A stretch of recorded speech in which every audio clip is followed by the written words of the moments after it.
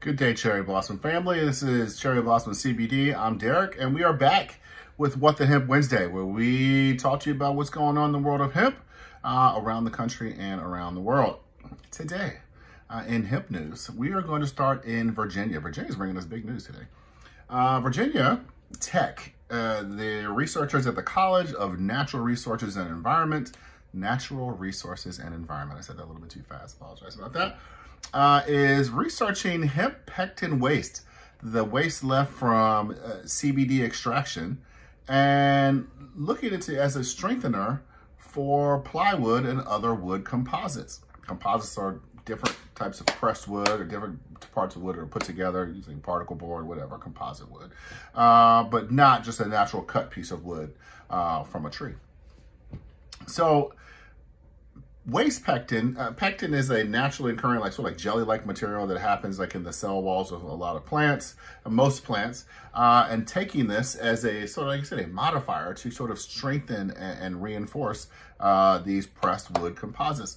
Currently, industry generates large quantities of, the hemp industry, large quantities of extracted hemp flower, solvent extracted hemp flower, and all that biomass is treated as waste. So it could be cheaper for this stuff to be used as a wood additive. So it's really not a lot of research has been done, but we'll see how that goes. Chip Frazier, he's director of the Wood-Based Composite Center at Virginia Tech, said the hemp industry offers a lot of new options for alternative biological materials. Staying in Virginia, a hemp company, the East Coast Hemp Company of King George, Virginia, faces a wage lawsuit from the H-2A visa workers from Mexico. The company, they sell hemp seeds and plants, sort of like clones and such. They're accused of cheating five immigrant visa workers from Mexico. Not migrant workers, immigrant visa workers. The workers, all from Mexico, accuse East Coast Hemp owner Chris Simpson of paying only $200 of travel expenses. They were supposed to, by their agreement, and made in 2020, they were supposed to be paid just over $12.50 an hour and travel expenses. Well, he only wanted to pay $200 of travel expenses, and the workers say that he told them he did not want to see them here, go to Mexico. A lot of issues with all that, but whatever. The workers say Simpson fired them because before their contracts were up, because they allegedly had broken some equipment that they wrongly accused them of breaking some equipment. And they seek to be paid back unspecified damages. He had nothing to say, I guess, when reporters called him, but we'll see how all that plays out. It's very unfortunate, and it kind of brings up a lot of funny subjects that we've been talking about in the news lately. Migrants, worker pay, it's just kind of like all this wrapped up. It's getting crazy in one article. But staying in Virginia is a wealth of news this week. So cannabis clubs crop up in Virginia, legal or not. Okay? So for about 3 months now, Virginia has had legalization, or at least decriminalization, and they're called legalization. Not just decriminalization, really legalization, because they're not arresting really people for cannabis crimes right now. But what has been popping up throughout the state of Virginia is cannabis clubs. This is not places that actually sell cannabis, but places that allow you to come and enjoy your cannabis at their facilities. And these are businesses, So one in Virginia Beach, Queens Green Apothecary. They're like a smoke, CBD, and vape shop. They allow people to come in for either $25 a day, $50 for a weekend, or $150 a month. Allows you to come in and enjoy your botanical wellness in their facility.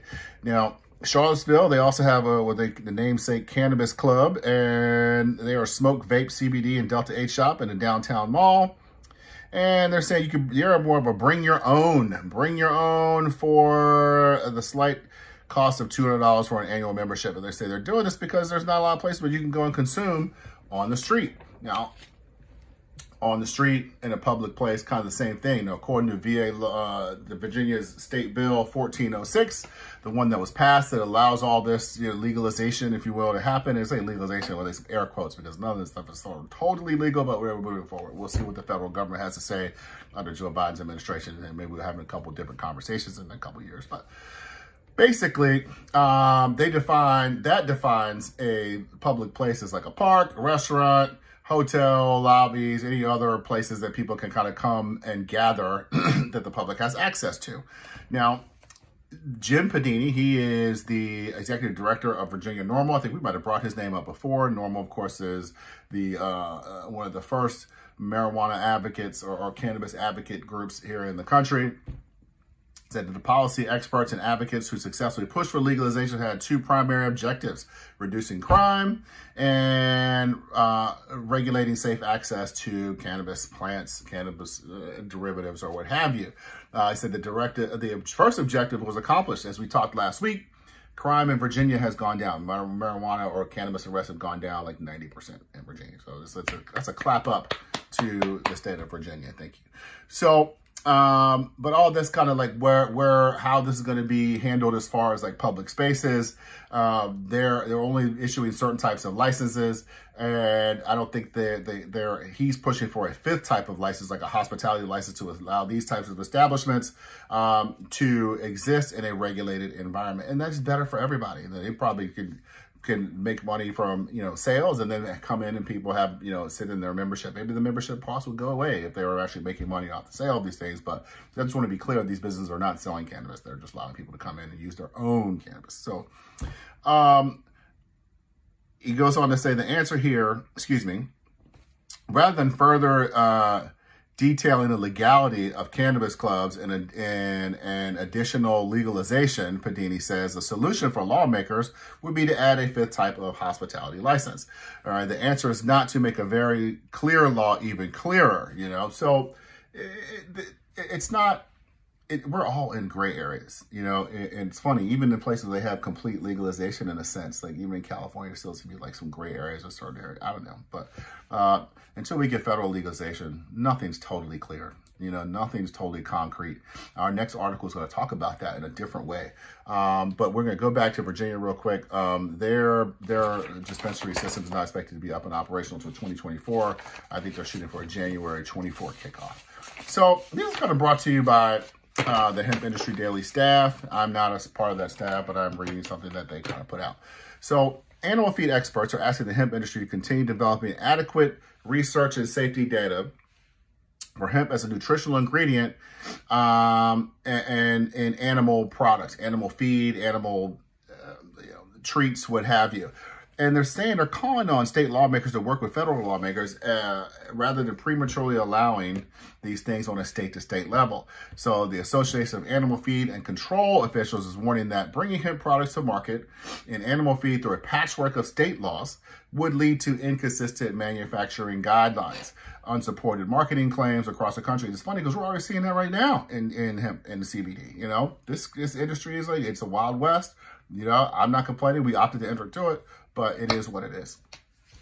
So the AAFCO, that is the Association of Animal Feed Control Officials, we'll refer to that from here on, is urging states to work with the U.S. Food and Drug Administration, Center for Veterinary Medicine, along with the National Association of State Departments of Agriculture, livestock and dairy associations, and consumer advocacy groups, all kind of coming together to try to make some sort of federal or national framework for how this is going to work.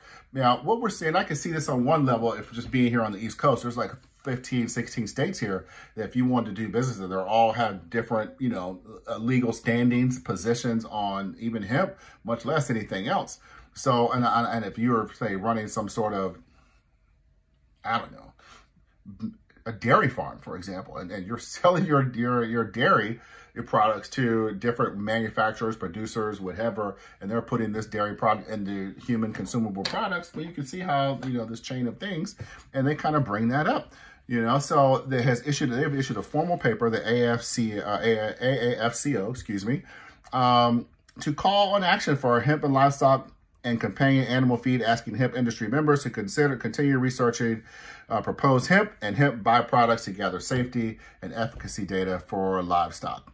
Now, we're talking about whole plants, we're talking hemp seed, CBD, all kind of stuff. Because, what they're saying is that it'll eventually end up in our food chain, in the human food chain. So we want to know what's going into the animals before we kind of get to that point. It's too late and we're having some crazy conversations about illness or whatever. And I don't know if that's really, you know, you just don't know. I'm not a scientist. I'm not here to say, make any claims or anything. I'm just kind of telling you what the news is.